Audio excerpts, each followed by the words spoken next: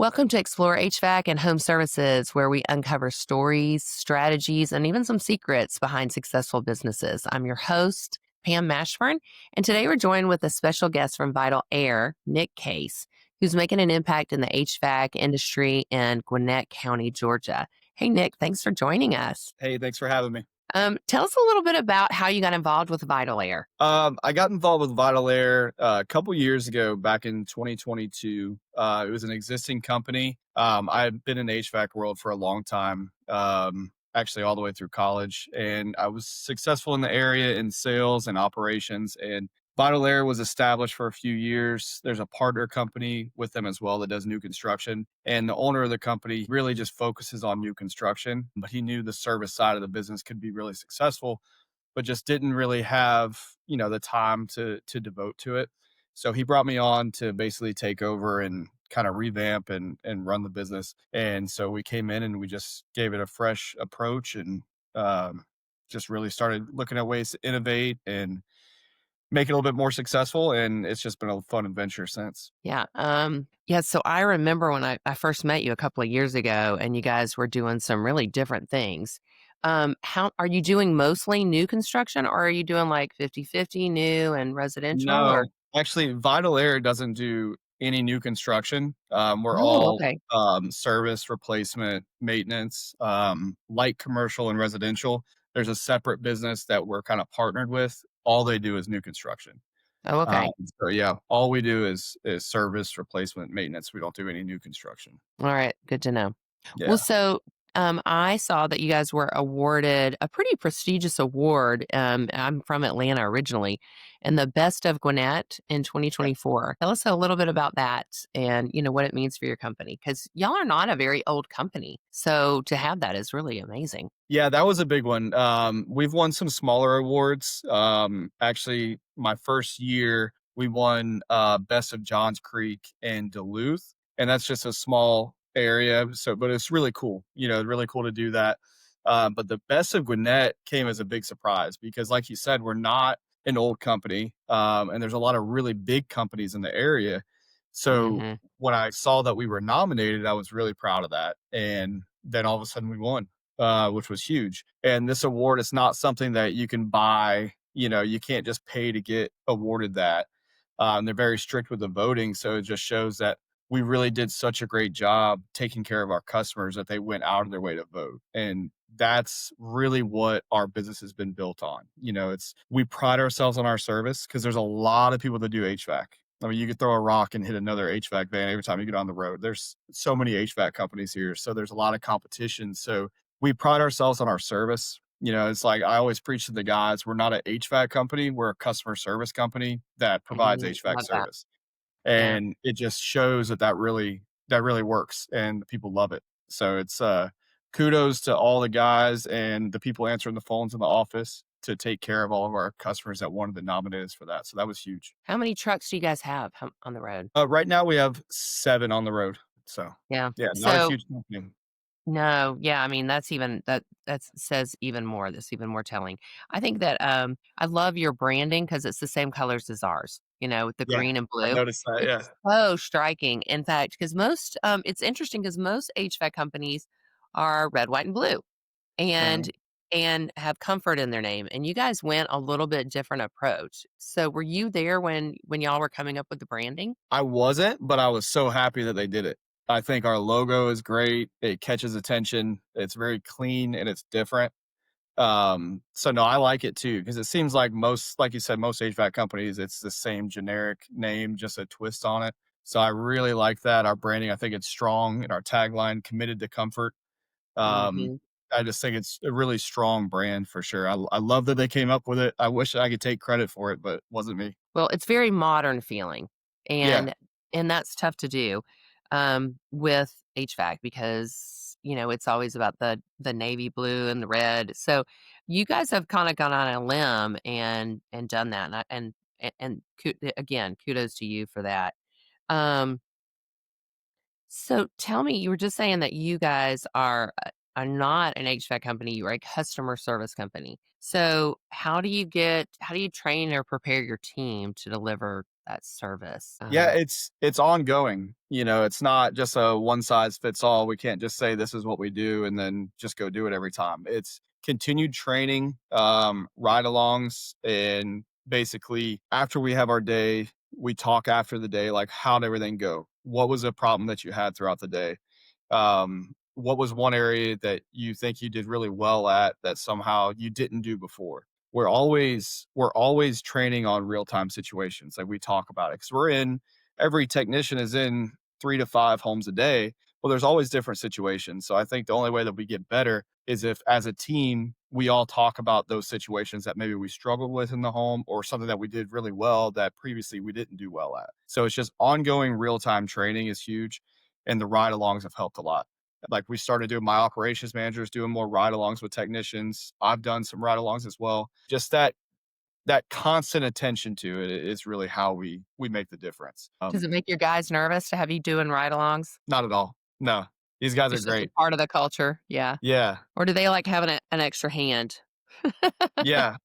No, yeah, they definitely do. I mean, the thing is, like, all the guys, I have a really, really good group of guys though, and they're all on the same understanding. Like, if you're not uncomfortable, you're not growing. And you have to push yourself outside of that comfort zone, and we do that in our training. Like when we do role playing, when we're talking about presenting options to customers, things like that. Like, that's the most uncomfortable time in the world if you could do it in front of the guys that are also doing the same thing.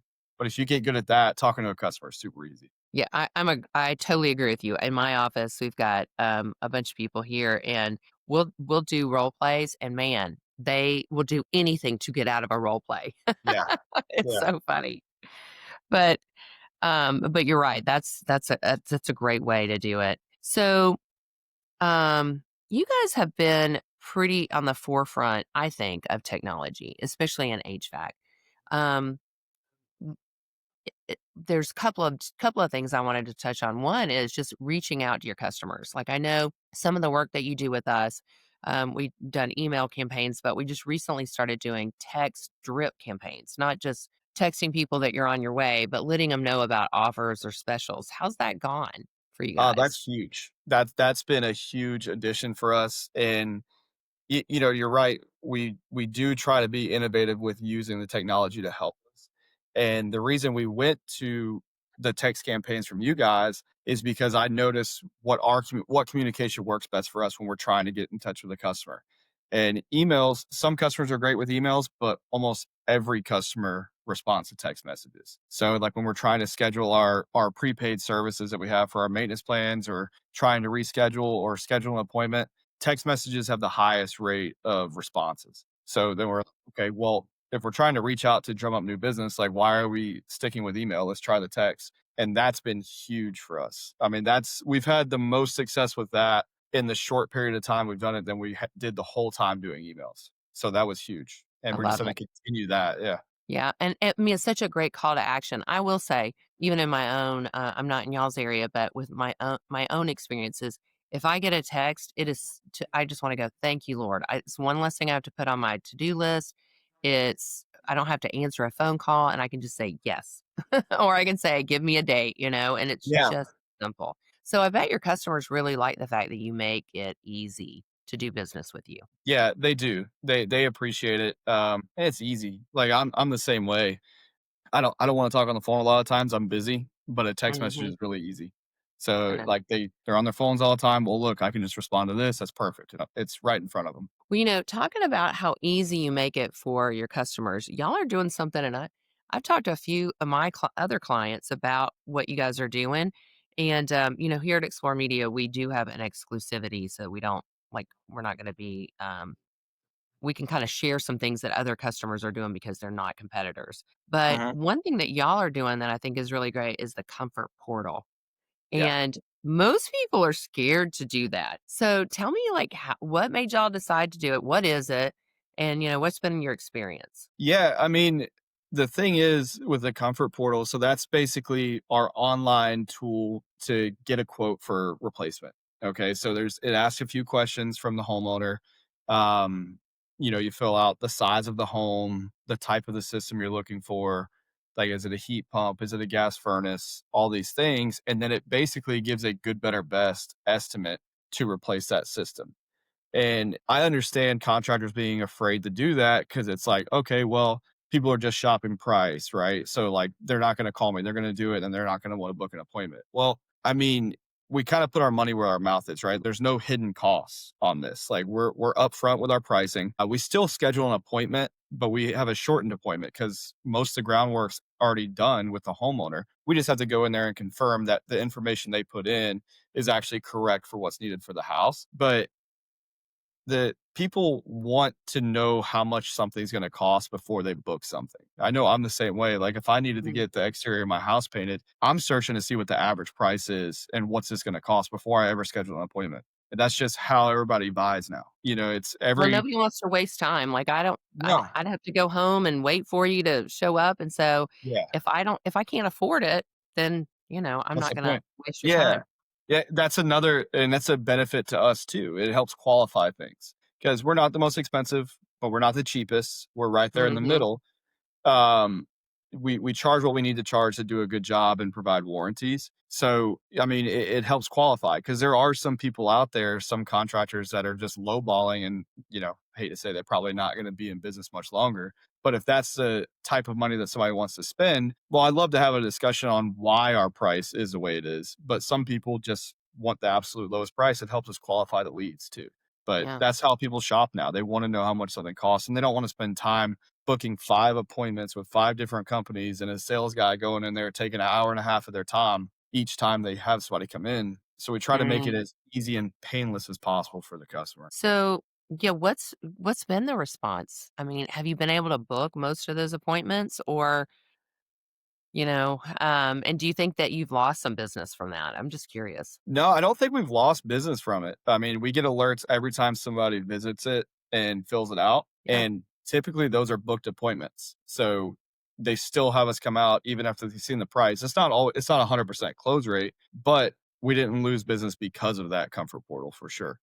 Um, so no, I think it's been a great success, and that's something that we want to build on going into this next year. We want to kind of tighten that up and promote that a little bit more, and maybe make it even more user friendly to make it more appealing to everybody to use for sure. It was pretty user friendly when you guys first told me about it, I went out there and messed around with it, Yeah. and I thought it was really good. You had like it didn't just ask you questions that were complicated that I wouldn't understand if I was just a regular Right. homeowner. But like y'all had pictures, does your home look like this or does it look like that? I thought it was Right. really, really cool. And then I put in there, this is just a test. I'm just testing this out. And your person still called me, Yeah. which I thought was good. I mean, they had good Yeah. follow up. It was pretty close, to when I did it. And I thought that was really helpful too. If I'd Yeah. been in the market, I definitely would have had you Yep. booked an appointment. So, Yeah. um, now, do you think that it drive as I mean, did it meet your expectations? Do you think it drove a lot of business, or is it just kind of like an add-on? I think it's Well, right now, I think it's just an add-on, yeah, but we've seen success with it. So, with coming into the business the way I did, there's been a lot of areas that I had to focus on to basically fix and get processes in place and make sure the processes are getting followed properly. So right. now we've got a great foundation in a lot of areas, but I need to hone in on certain ones to really capitalize and gain as much as we can from those avenues. And I think that's the one that I really wanted to really focus on this next year on bringing more in because it's just an add on right now, but I want it to be a big driving force for us. Yeah. Did you ever read that book, by Marcus Sheridan? It's called, I think he's got a new version of it called Endless Customers, but his first version was called They Ask You Answer, and it's Mm, all about your client wants to know the price of something, yeah, and they've gone to your website, and they know you know the price, but you're not telling it to them. yeah. And so it immediately Why? puts this distrust. Yeah, it immediately puts this distrust there because they're like, "Why can't you tell me? Why do you have to talk me into it?" You know? Yeah, So it's a really interesting concept. In fact, we're doing some stuff here where we're even putting our pricing out, and that's not something you typically do in a marketing agency either. So, it's not something you do in any service business, no, but I mean, it's such a benefit, and instead of fighting the trend of how people buy, I mean, you need to get on board with it, that way you can get ahead of it. Yeah, and I think y'all I bet there's not very many people in your area that are doing this, are there? There's Yet? starting to be more. There's starting to be more. Yeah, y'all Yeah. are the trendsetters. Yes, we are for sure. Yeah. Well, and I like that it's a good, better, best. I think that's really cool. So, Yeah. but what made you like, I'm just curious, what made you guys like, did y'all go to a conference and somebody said, "Oh, you should do this"? What made y'all? Because that is pretty, I mean, it's pretty forefront. Yeah, no, we didn't. It was an idea just that was thrown out there years ago, because people can buy equipment online. Like, Uh-huh. they can buy HVAC equipment. There's wholesalers that do that, and they sell to homeowners. Well, and we go against those quotes all the time. Like, we're quoting Hmm. equipment, and they pull it up. They're like, "Well, I can buy it for this much. How much would you charge me to install it?" Well, that's not the same thing, right? So why not do if they're already wanting to buy like that, why don't we just go ahead and do that? And Interesting. also the appointments. A lot of times, customers, when you go to these sales calls, not every customer, but there's a big majority, they want to rush you out. They don't want to let you explain the information. They want to show you where everything is, and then they want you to email them a price. Well, why did we spend the money on sending a guy out there, driving the truck, taking up capacity on the board when a online tool could have done that work for us? And then when we go out there, it's a quick visit to confirm and get payment or get a financing application done and book the job. So it makes it more efficient for us. There Yeah. are those, not every customer wants to do that. Some customers do, like the old school folks, they do want somebody to come out and talk to them about it. And they're not Hmm. going to go online and fill out the comfort portal and get a quote. They're going to schedule a call with us. But the people that don't want to talk to us when we go out there to begin with, they just want a price and know what they're getting. That's it. Send it to me and I'm going to read it and research it. Well, let's let the tool do that work for us instead of wasting time. So I it's love that. just helps And us I think, cap all types of buyers. oh yeah, I mean, I think the busy, affluent buyer is not cost shopping. They are trying their currency is their time. And so the Yes. less time that they spend on this, the better. Right. So I love that. Um, well, I'm going to shift gears a little bit, although I'm fascinated by the comfort portal. You're the Good. only I'm client glad. Yeah. doing it. And I'm like, wow, they've just, yeah, I have a lot of people, they just don't, they're not comfortable with it. And I just love that you guys have embraced it. But, so tell me, as you've been working with Vital Air, what would you say is the biggest like business lessons that you've learned? There's been a lot. There's been a lot. The biggest lesson I've learned is don't get comfortable. Like you find something that works and you think you just keep doing the same thing and it's just going to continue working. That's not the case whatsoever. You have to constantly be paying attention and focusing on things and make a change fast if you need to when you see a trend changing, right? Like when you see, okay, we're falling short in this area, like make changes quick. Just don't get comfortable. Be ready to adapt and be innovative with how you handle certain things. Um, and take the risk on things like putting our prices online, right? I mean, that's a big risk, Mhm. or it seems like it anyways. It is, yeah. It's just that's the biggest No, lesson. I mean, Don't yeah, get no, comfortable. but that's innovative, and yeah, I mean, I feel like the HVAC industry, like all industries, is going through a lot of changes right now. Yes. And, what do you see are the biggest changes in your industry right now? Well, I mean, the biggest changes I'm seeing, there's a lot. I mean, the information online is the average consumer is more knowledgeable about what you're talking about than ever before. They've got so Yes. much in the palm of their hand. When you're talking to them about something, you could be you could say something completely unintentional that was wrong, or just a little bit off of what the fact is, and they're gonna know as soon as they type it in. They're gonna So know there is no Johnson rod, right, from yeah, yeah, yeah, Seinfeld? yeah, There's no yeah, Johnson rod.